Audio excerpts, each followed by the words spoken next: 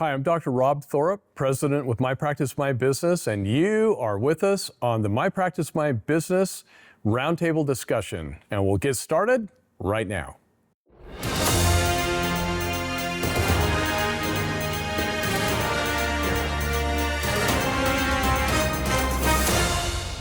Welcome, everybody. We're excited to get started today.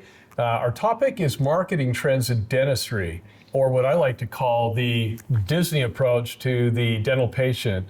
And I want to introduce our guests. Of course, on my left is my sweetheart and business partner, Tracy Thorup. Say hi, Trace. Hello to everybody there. On my right is Dave Meekum. He's our business partner and technology partner with My Dental Docs and My Dental Stats. Say hi, Dave. Hello, everyone. Man of many words and keeps us grounded. And on the left is one of our team members here under marketing and our production team, and his name is Paul Silito. Did I say that right? Yep. That is my language barriers have just come down. I actually pronounce that. Where's that name from, Paul? It's somewhere in Europe. Somewhere in Europe. Yep. Very small continent. Yeah. Somewhere over there. Very good. And I feel like I'm the weak link here to these three that are very talented individuals with definitely degrees in marketing and things that they've done. And I want to start out with, the patient experience. That how do we get that patient to see our practice on the radar scope? And what are we doing in the form of marketing? And I have a lot of, we have a lot of clients that have come through our training, and they've been spending anywhere between $600 to $1,000 a month, sometimes more, on marketing, and they seem to not be getting anywhere. And I want to kind of talk about that a little bit, because marketing does not have to be super expensive, but you do have to be set up with the right tools of the trade for marketing. But I want to first say that Walt Disney is one of my fans, and I don't think anybody does marketing. He is your fan? He's one of my fans. I don't know if you knew that or not, sweetheart. Wow. Yeah, I'm one of his fans. I love Walt Disney. I feel like I could have been one of his kids.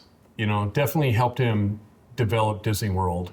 At least Disneyland. You act very childlike. Yeah. So I think that would. I do, very much so. Nobody does marketing and customer service better than Disney Corporation. It's just fact, 24/7, 365, except leap year, 366 days a year. Just want to point that out. But how do we incorporate the Disney thought leadership into our dental practices? And I have been a recipient of Disney University. Thank you, sweetheart, for putting me through there. You're welcome. And it's been really fun. And the question I have to say is what Walt Disney taught many years ago. What do we have to do to keep plussing our practice? And it doesn't have to be expensive. And I think, Trace, I want to turn over to you and have you tell that experience that you learned about the popsicle stick. I love that story. Okay. It's just the little things in our practices. Before we go there, though, stand by. Oh, yeah. I'm very, very grateful to my sweetheart. Thorup Dental actually won here in 2024 the Design Innovation Award For a large build out. From the American Dental Association. And one of the key components of that is the Disney experience, the patient experience. I absolutely love how my wife set up things, and I was like, why are you doing that, honey? Why are you doing that? She's like, you'll see. In our operatories, we actually put our chairs so sideways when you enter in, so the patient isn't scared. We don't come behind them and scare them to death. But it is actually the experience from the time they walk in and then when they leave, that we actually in our practice gave them that Disney experience. And I owe it to my wife for that award. And of course, a handful of other people from our architects to our builders and everything. Our designers, yeah. But it was your dream that So brought it out? Some of the things actually derive from this experience that we're going to tell you about with the popsicle line. Yeah, and let her rip. I heard about this through one of the books that I was supposed to read through the MBA program, and it was called The Power of Moments. Ultimately, the concept that really stood out to me is that when people come into a business, whether it's dentistry or whether it's a hair salon or whether it's going to a sports store, it doesn't matter where you go, but people, the consumer, usually has an idea of what they're going to experience when they walk in. Going down to the smells and how they're going to be greeted and the orientation of where things will be in Did you say smell? Smell. So we shouldn't smell like former creosote and dead teeth. No, definitely And not. But if Perio breath shouldn't have that. you think about it, the patients expect a certain thing in dental, and that's going to be, you walk in and chances are that waiting room is going to be kind of older, maybe not taken care of. It might smell a little musty or smell like something's happening in the background in dentistry, right? The former creosote concept. Exactly. They expect the front office to be fairly small with the receptionist kind of hiding behind the screen of the computer and the phones ringing and fairly formal experience or interaction between the patient and the front office person. May I help you?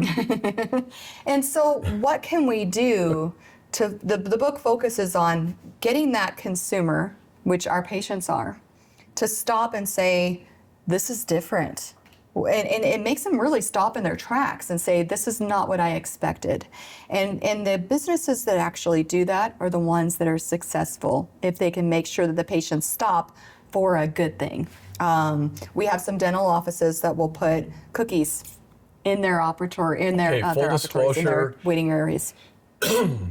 We had the cookie baking oven and everything, and That was a mistake. 25 pounds later, we got rid of it. Yeah, no, it was I a don't wanna problem talk in our about it. office. Speaking for a but friend. could you imagine coming into a dental office and smelling freshly baked cookies? Oh. That was the experience, and Sure. patients loved it. Yeah. But this book really goes back on giving the example of a hotel in California that, in the LA area, that really wasn't much to look at. It was an old renovated apartment complex, so a fairly small pool. And yet they have all these really amazing Google reviews and they're booked out and they can charge a pretty high fee when it comes to, staying the night.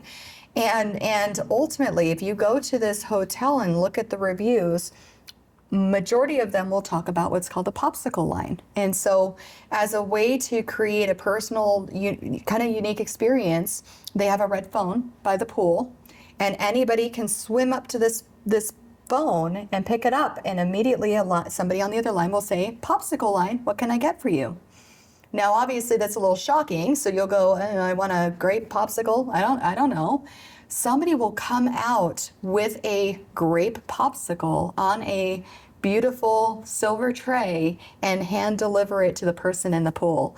And that is a 50-cent item. It's not expensive, but that experience for children and even adults is enough for them to want to not only say, I had a really great time in Los Angeles, but I also stayed at this really awesome hotel. And that really stood out to me when we started talking about designing the experience over on Thorup Dental, is what can we do to create, number one, a transparent and beautiful environment that causes our patients to relax when they walk in instead of tense up like we tend to do in dentistry. But what can we do to help? I don't understand. What can we help to create an inviting family-oriented practice that also welcomed them, educated them, and again, treated them like family when it comes to saying hello, but also treatment planning and taking care of them. So that was our goal and our mindset behind it. Speaking of, bringing in families, we have a little kind of a kids corner. What's that machine you have up on It's called an OB projector. OB projector, and it projects down games that the kids can like touch little animals or things and smack little monsters and get points on. And it's not messy, which I love. Not messy. We only have to wash the little cloth cover on the table. Just wash it, often. Yeah. Depending on how many little No sticky crayons, fingers. no sticky fingers, no spills. They're very easily entertained. We can keep it quiet I hear and the contained. kids giggling over there all the time. Like I walk out and they're just having a good time, and I'm kind of jealous because they're playing games and I'm working. Yeah. Like whatever. It's just all about the experience. So let me share with you some of the things that we're doing that's part of marketing really quickly. One of the things, sorry, I'm actually took a drink and had an ice cube in my mouth and I just swallowed it down the wrong tube, but I'll be fine in a minute. Standing. So when a patient comes to our front doors, our team members, at least one, if they're up front there, will stand to greet the patient. Sometimes they'll walk around the counter to greet the patient, shake their hand. Another one, handwritten notes. And Tracy is really good That's with this huge and for our me. team members.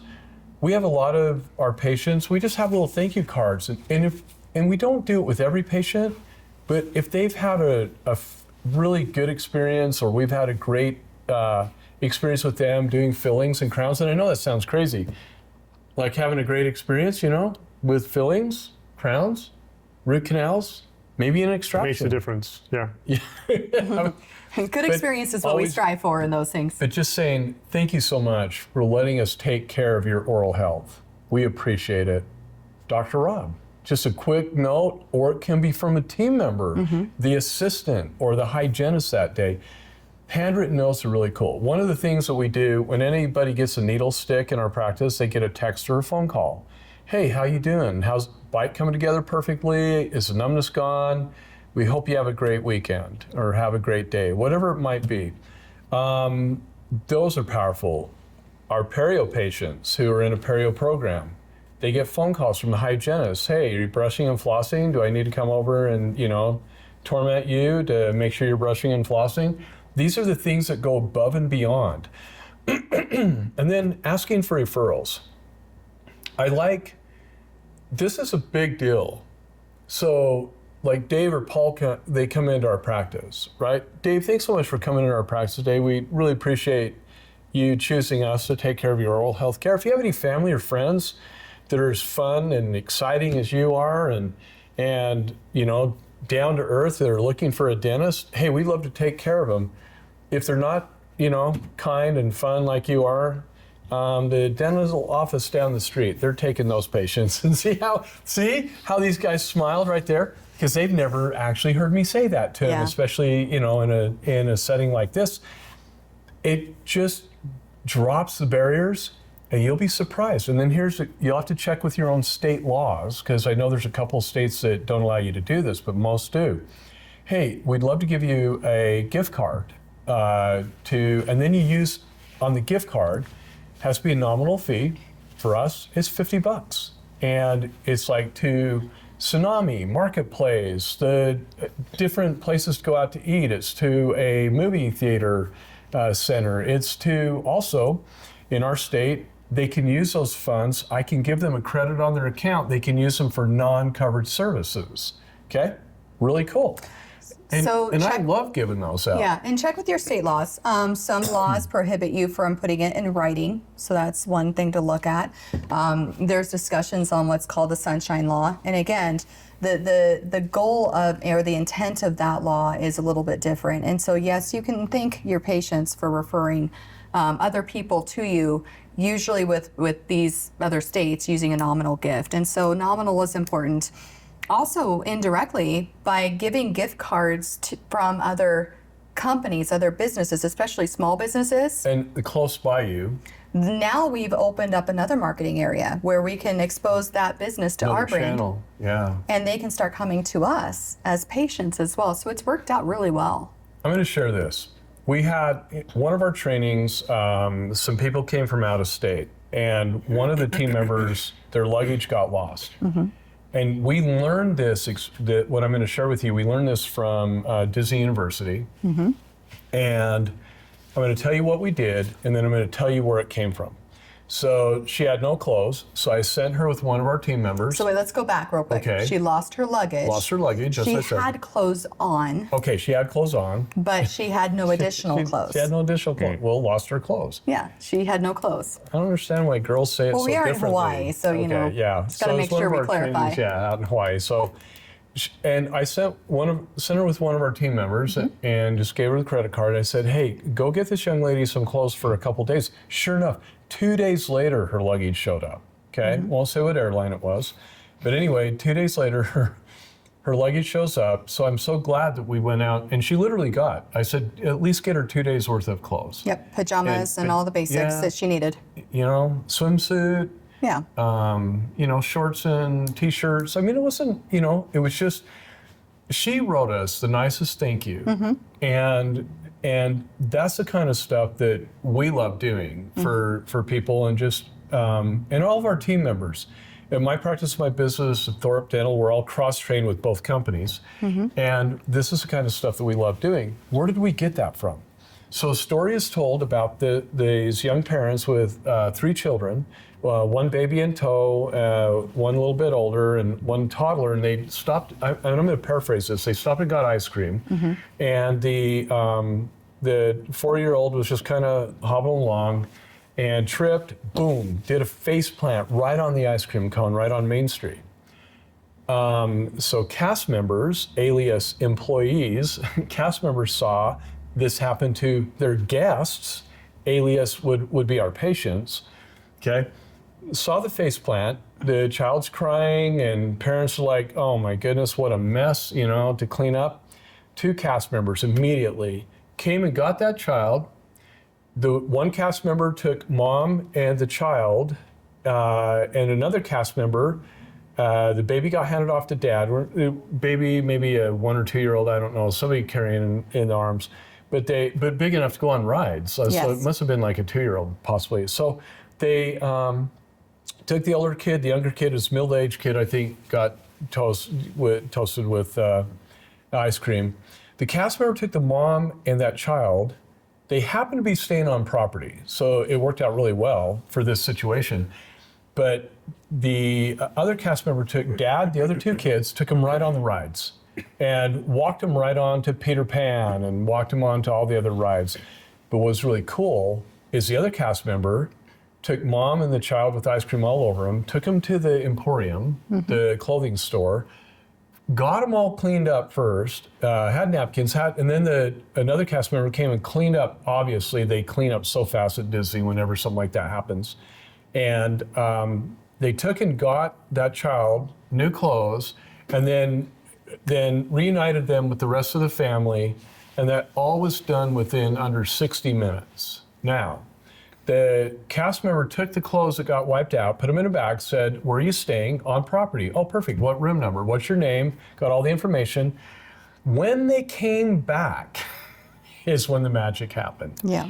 They come back, and on the bed are all the kids' clothes folded perfectly with a basket of goodies and some Disney character stuffed animals.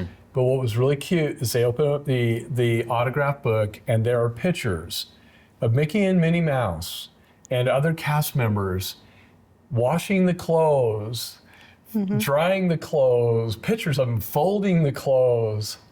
Do you think that family will always remember that experience and forever will be Disney fans? Absolutely. What are we doing to make our brand like that? That's the question. So if I say a brand, what does a dental brand refer to? Any you guys want to take that? What's a brand? Brand. What would be my dental brand? I mean, I'll take it. A brand is your identity. It's who you are as a company. It's who you are as a collection of individuals. It's part of your story. It's all of that wrapped into a thing and put out there for people to consume. You just described that whole Disney experience right there. And I wasn't even thinking, it's the people in our practice, Trace. Paul, add to? Yeah. Add to Dave's comment. Yeah. I think I would just add it's, in a single phrase, it's a recognizable reputation. So it's something where they think of, for example, Thorup Dental.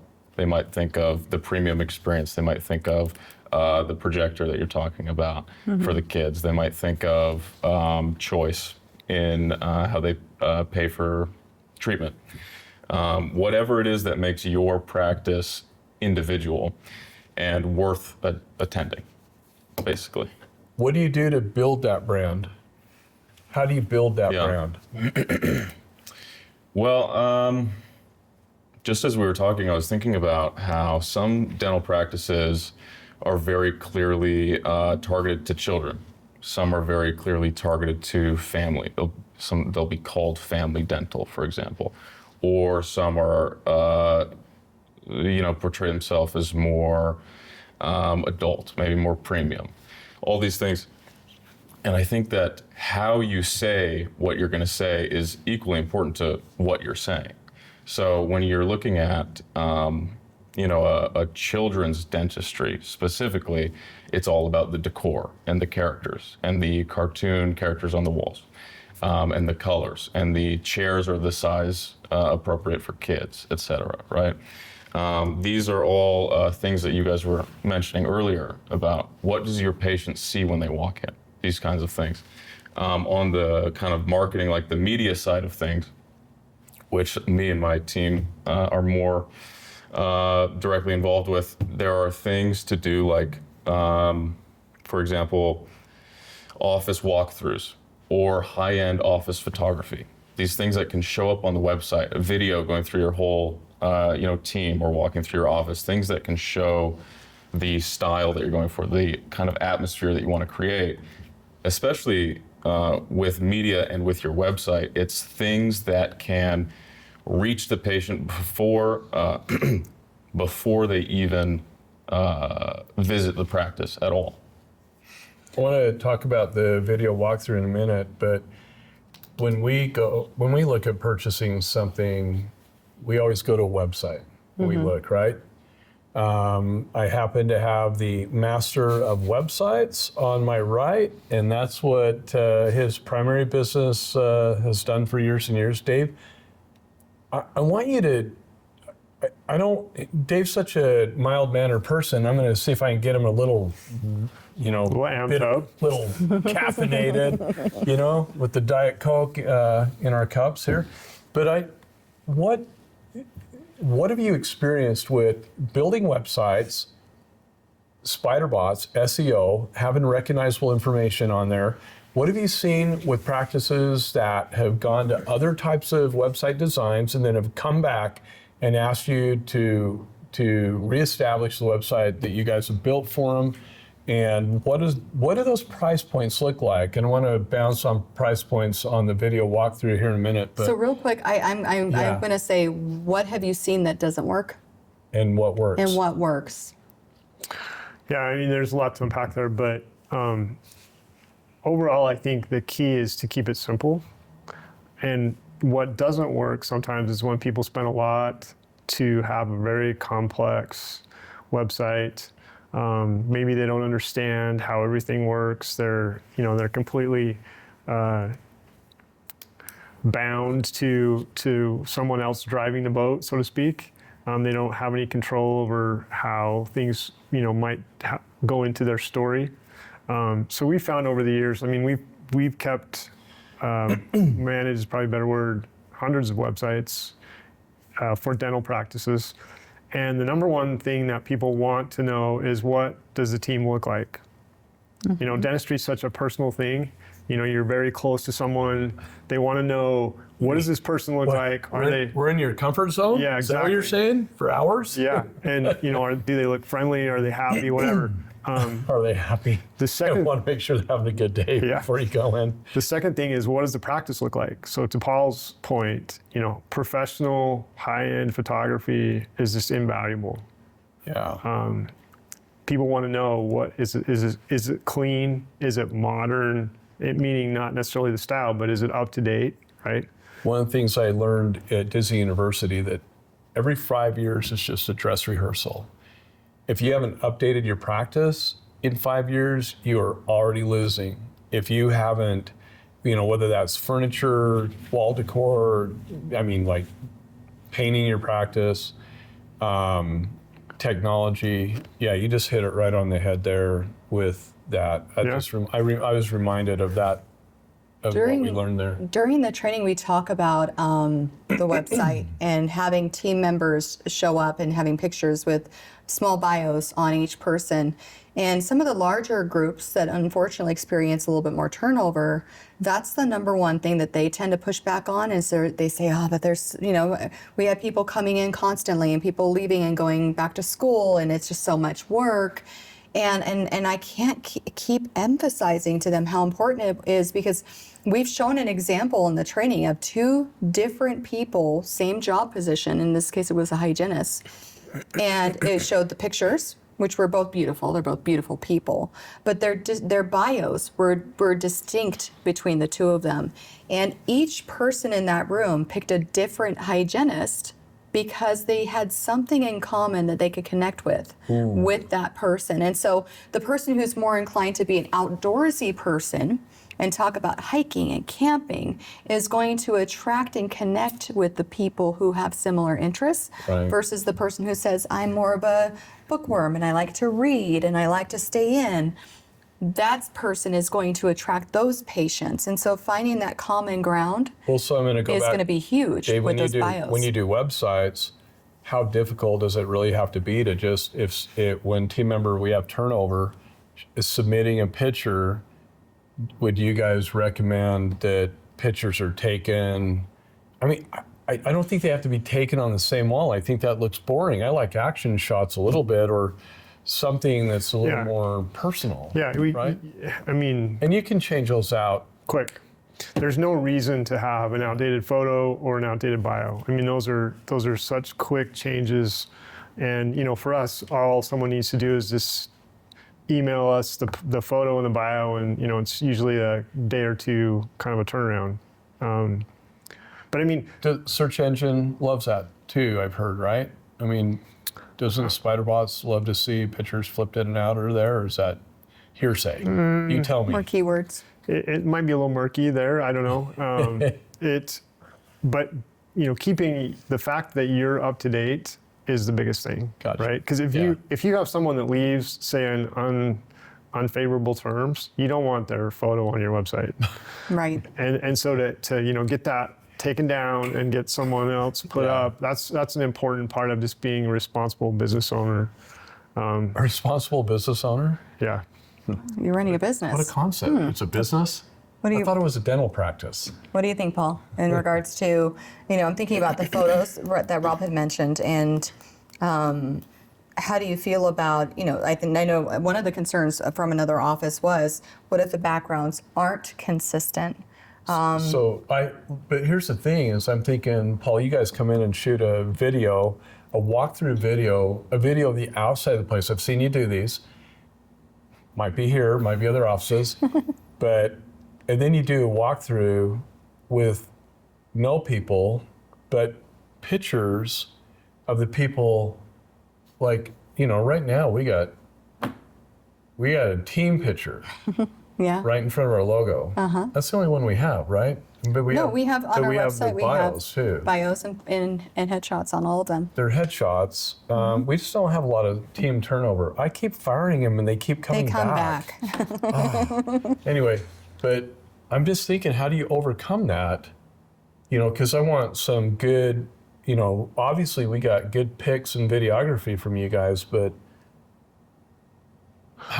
Dave, how do you deal with that, Well, I think a lot of it's just how your website situation is set up. There's a lot of options out there, and if someone's really tech savvy and they want to have their hands in their website all the time, then there's ways that they can create and launch and put out a great website. No, I think it's much easier just to send the pictures and bio to you and have you deal with it. And that's kind of how we build our service, is like we want people that aren't comfortable with that to be able to just call us up, email us, whatever, and then we act really quickly for them. Is that included in the monthly fee?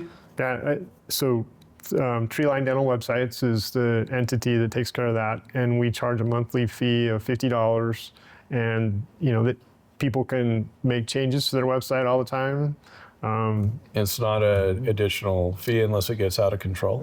If they want to add a page, that costs a little bit, but if they just want to change a person's bio or say they change their hours, little things like that. Those are important to keep up to date But not on. an additional fee. It's not an additional fee. I'm glad you said that, because I had a phone call last week from somebody, and a company was trying to pursue them to maintain their website, just to maintain it.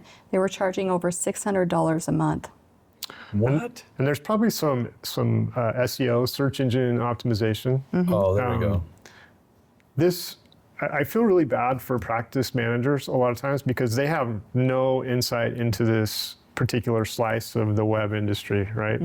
And someone will come in, and invariably they'll make them panic. They'll throw something out that really doesn't matter. It might not be that important, but they'll make them feel like, oh, your whole website is just a complete waste of time because of this one little thing. And unless you're in the business, and even then, if you are in the business, sometimes, this is such a broad thing to understand, you're not going to know. And so people panic. They'll dump their current website, and they'll buy this package. And a lot of times it's just a waste of money. We have a lot of people that get taken, frankly. I'm going to call it what it is. Yeah. And then they come back a year later, hey, can you please turn my old website back on? Oh, dang it. There's no reason why a dentist's name shouldn't rank on the first page of a search. Not the practice name, but Rob Thorup, DDS, right? You type that in, you should pop up, right? Which I do. There's no reason why. You're right. Unless you have a really common name, that should always happen. It's different for the practice name, but that is just based on how well your website's put together. Yeah. That has nothing to do with some of the paid services or anything like that. I think something that I just thought of while Dave was talking was the connection between the 5-year update that Rob was talking about earlier, and the importance of updating photos on websites. If you get a video walkthrough, 5 years later you repaint the office. Yeah. You're going to want another video Absolutely. walkthrough. Things like this.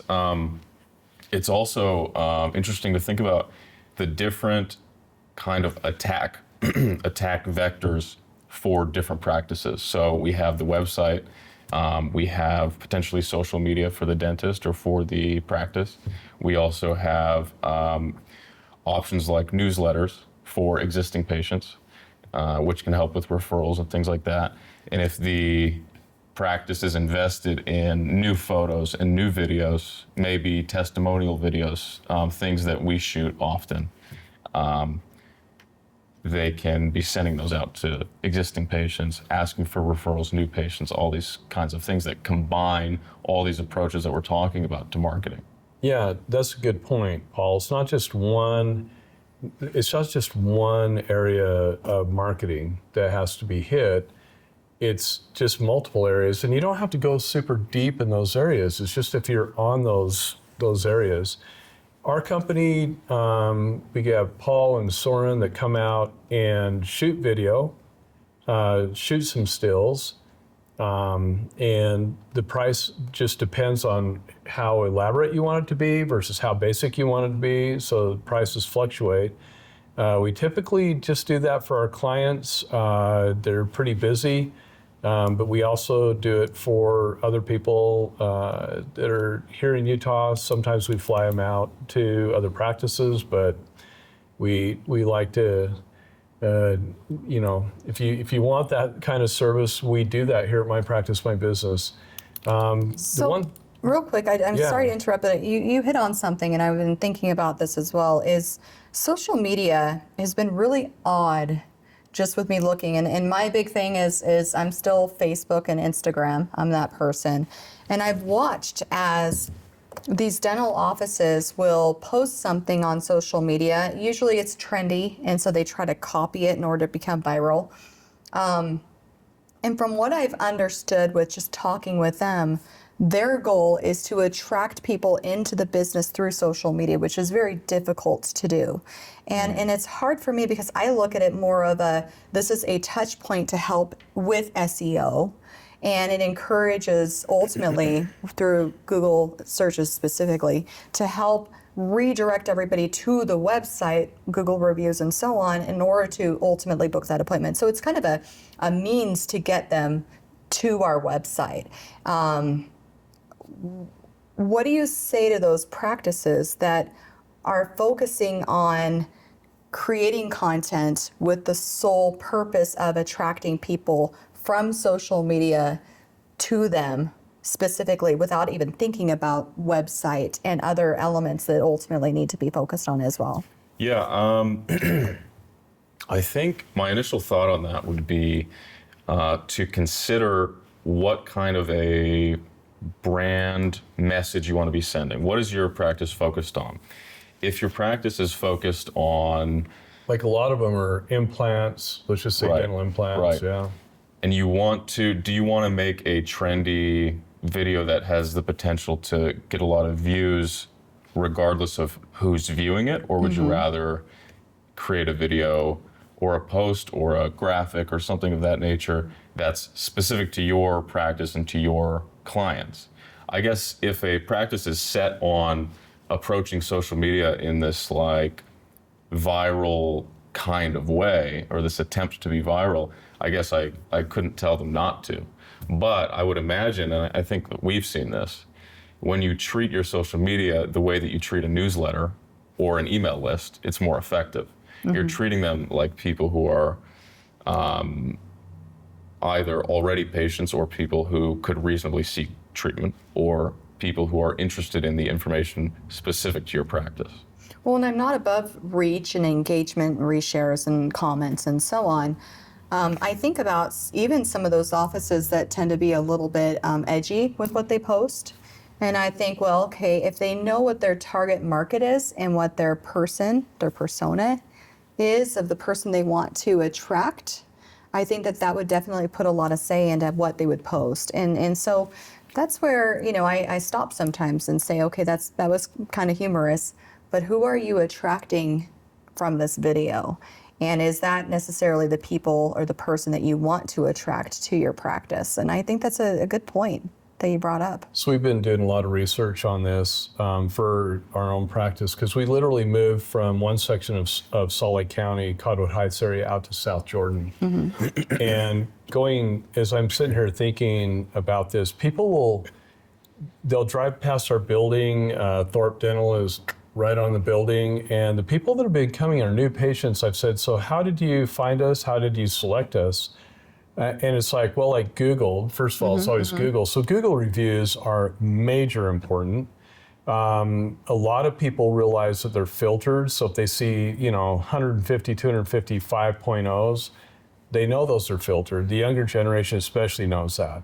So oftentimes they're looking for 4.5 to 4.9, and they're reading the reviews, which is really interesting. Yeah. And then they'll say, I went and Googled you, I read your reviews, then I went to your website, and I looked at your practice, and I looked at your people, and then I made that selection.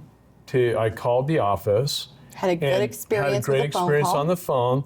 They didn't answer like the one office out in New Jersey, dental office. Like, oh my gosh. They didn't answer the phone like that. They had a great experience on the phone. They said, they came in, and then wow, now we've got them on step one. They recognize who we are. Step two, they made the phone call. Step three, they came in. On that step three, 7 touch points to case acceptance we train on, that step three, once we got them in here, it's up to us to keep them. And so all that marketing type information out there, it just works. And what's funny, so we have a blog. I have a blog. I'm supposed to write on it a little more often than I do. But it's very interesting that the blog is attached to the website. And some of my patients said, yeah, I went to the blog and I read about blah, blah, blah. And I'm like, wow, I posted that one like 55 years ago, And so Dave, blogs, are they relevant, not relevant? Because it seems that they're kind of relevant with some of our new patients coming in. What's your trend there? Yeah. Because it's easy. Chat GPT. Super easy to write a blog. I'm not saying that I've used it several times for the last 3 blogs, but I might have. Yeah, I think certainly a blog will help with how a website ranks in search results. One could maybe argue that blogs are different now than they used to be. I think if you have a desire to write about your practice and you're able to do it, assisted or otherwise, right? More assisted then than it's otherwise. it's awesome. So for example, I know of an orthodontist who helps the local high school football team with mouth guards every season. And to have that be written about in their blog or posted on their social media accounts, or even on their website, that's a big reach. And it makes them part of the fabric of the community. It makes them, recognizable. The name recognition goes up. And I'm sure that people who know that this is happening, if they have a choice, they might say, you know what, I really like what this guy's doing in the community. I'm going to go try that. I love that. Goes back to who you're marketing to, which you were talking about earlier, Paul. It's like, how do we connect to your generation? What is it that your generation is seeing? What are you looking for when you're looking for a new dentist, or something like that? Yeah, I mean, I would guess, and I don't want to overgeneralize for people of my age, but I would guess that it's good reviews and ease of access. So if you're going to be the first one that pops up, or you're a name that they know, that's who they're going to go with, right? Well, here's what I wanted to talk about is here we are building this brand and we're marketing and we're creating a beautiful website. We're focusing on the things that we do best. And in our practice, it would be offering choice to patients and educating patients and transparency. We have to make sure that if we're marketing that, we need to follow through with it and deliver on the it. oral health care you can promise to deliver. Yes, and so that's important to me because, again, people are making decisions based on the information that they're accumulating, whether it's through social media, through the website, or through Google reviews. And if they have that thought that you are known to be this practice that does ABC, you need to do ABC. The second thing I wanted to talk about really quickly, though, too, is Google reviews. I think that at the very beginning, people used to be afraid of bad Google reviews, and we never like bad Google reviews, right? It's not something we strive to receive, but we've all been in situations where we've gone to look at somebody's Google reviews and we see all these amazing reviews, and then there's that one-off where the person's just kind of going off on an experience that one Karen was or a little, Ken? the one Did I Karen say and Ken, it? yeah, Karen and Ken. Sorry if you are a Karen and Ken and aren't, That's your real name. Sorry It's ahead of not you. time. It's not you, it's them. But we all have a tendency to look at that one-off and say, that person was having a bad day, let's move on. And so, Can I add one thing? yeah, In today's reputation management, that's kind of what that's called, is if someone gives you a bad review, how you react to that often says more about the practice than the bad review. I love that. Because we know that when you acknowledge or if you respond to a Google review, it increases the relevancy. And so that's something to pay attention to. But the other thing too is about 2 years ago, I would say, I had somebody reach out in an email saying, I'm here to help with Google reviews, and they were trying to sell their service. And what was really interesting to me is they pointed out one of our very few Google reviews and highlighted it saying, we can keep you from having these bad Google reviews happen. And it was a review that was at the top of the list. And had I not known, I would not have looked for how she had filtered it. And instead of looking through relevancy, which is what Google defaults to, she had filtered it by the lowest first. And those types of things are extremely deceptive, obviously, but we need to realize that reputation management is not as hard as we think it is. If we deliver on what we market to people, we won't have to worry so much about having to do damage control, so to speak. And when we advertise for $39 cleanings, exams, and x-rays, and we attract, I believe, you'll get some good patients, make no mistake about it. But you're attracting the coupon grabbers, the free, I want everything free. But that's where some of the worst patients come from, the people that are looking for something for nothing. I've noticed that the people who, and yeah, it's just based on my experience with the patients who get discounted care, unfortunately, the quality might not be as high as it can be based on that reimbursement rate, which leads to a bad patient experience, which leads to the patient complaining, which leads to having to redo work for free, having to cater to that patient. And we've heard patients say, I'll just go from one free cleaning to another free cleaning to another free cleaning. Interviewing patients, there's always a free cleaning or a discounted cleaning. And are we undervaluing ourselves by doing that? One thing that I think that we are struggling with in the dental community is recognizing what kind of business we are. In one of our other roundtables, I was talking about pure competition, which is the insurance companies selling a product that's very similar, and so they can only compete with price. But we actually fall under what's called monopolistic business. We have differentiated products and quality and different ways of doing it, and by changing how we do things and having different qualities and materials and so on, we can differentiate ourselves that way instead of thinking that we have such a standardized product. A crown is a crown is a crown. But the only way we can compete is by lowering our fee. And so we need to change our mentality and think, okay, I'm not going to lower my price, but what can I do in my practice to differentiate myself from all of the others? And on your point, Paul, you talked about the pediatric offices. Bright colors and smaller chairs and engaging these children. Great. What else can I do to differentiate my practice to make it even more sticky and attract those patients? And so that's what I would encourage offices to do, is not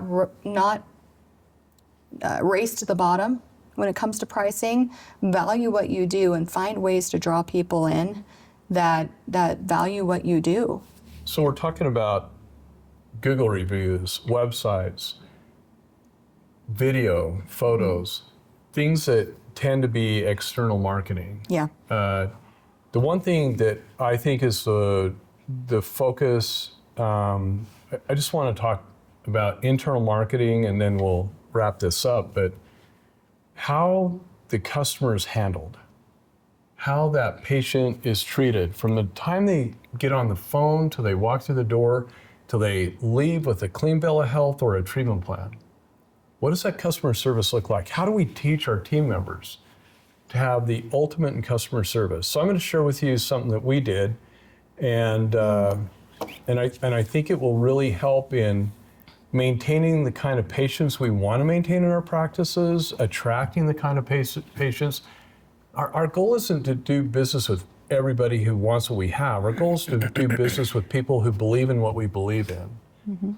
And I strongly agree with that statement. So what we did an exercise, and you two don't know about this. And I encourage all of you to do this. I took my team and we went to the mall, went down to City Center, and I gave them all $100. And I said, this is the goal. They all had a notebook. And I said, you are to visit 7 different stores in the mall. And you're allowed to go together, like in no more than 2s, but I prefer you go individually to most of the stores if you would. I want you to go individually as if you were a patient going to our practice. But I want you to go into the store and I want you to see how you were greeted, if you were greeted. I want you to see how you were handled. And then I want you just to write down your customer experience in every single store. And I wish I could. We did this years ago, and I think this is something that we need to do. We need to do this again. We need to do this again fun. after Christmas, when it's not so busy. But it was in the springtime we did that, and it was interesting because in that center was also the Disney store But the Disney store did not win It didn't. the morning shift. They did win the afternoon shift. And they were slammed and they didn't have enough workers there. But do you remember the store that was number one? What were they selling? It seemed like they had shoes. I think it was a shoe store. Was it like, what's the name of that shoe company? The very familiar, I wish I could tell you, but I do remember. Vans. Was it Vans? You It were might into have been. Vans? Wasn't it Vans? I think it was one similar to that. Vans or something like that. But I remember the Vans store got high. They walked in marks. and they were immediately greeted. Lululemon, I don't know if we're able to say this. I don't care. I like Lululemon. But Lululemon got the worst customer service. Yet when we went there a month ago, we had Great. fantastic customer service. So I'm sure it just depends on the shift, the people, but the people make it. So we went in and everybody ended up, and I said, you have to spend your $100 at the company that gave you the best customer service. And it was so amazing because 2/3 of our team Went to the same place. went to the same place. And they had to visit 7 different stores. And the customer service was so different. And then we met for lunch, and everybody got to go through each of the stores they went to. And they did. They split up, and that's so important. They went in individually. And I was amazed. I was shocked. And I'm like, what was it that gave you that great customer service? And so it was funny, the Disney store that people went to, they had to write down the times. From the time it opened till about 11:15, it was terrible service. And the ones that entered into their 11:15 to 12:30, fantastic customer service. And so they identified that the worker, what they thought the reason was for the good customer service and the poor customer service, and then everything in between. And it was one of the greatest team meetings and team events that we had to look at customer service, because that is such a critical part of marketing your business. And it taught them to treat our patients with the Disney experience, is what we call it. There's a book called Lessons from the Mouse, and it is a fantastic read on customer service. But it was fun to see that one company exceeded Disney for the first hour and a half, and that company exceeded it all the way to the 12:30 hour. It was really cool. Do you think that was a fun exercise? I think it was fun. I'd like to do that again. And yes, think we it need means, docs, if you're watching, it means spending a little bit of money on your team. But this is how you help them understand the importance of their position and how it affects case acceptance and referrals and Google reviews. And so that is... And go to companies with some employees having a bad attitude for the day or for that time, but maybe later in the day they changed their attitude and had a better attituty. I think it was one of the best things that we did financially during a team meeting. Because you have to be on your, you're on stage in Lessons from the Mouse. You're on stage. Be mindful of your patience and your look. And that was the one thing that I noticed. You guys have anything to add to? No, that's a great point. It was fun. What's that? Do what you can to attract them through marketing, but once you get them, give them the experience that let them stay. Google reviews, a great website, rewarding your patients to refer to you. Those are all the things that we've done for years and years.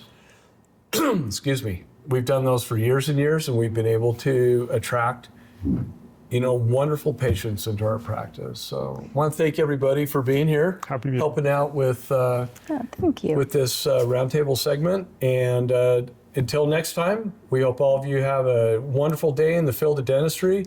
Thanks for watching. See you again.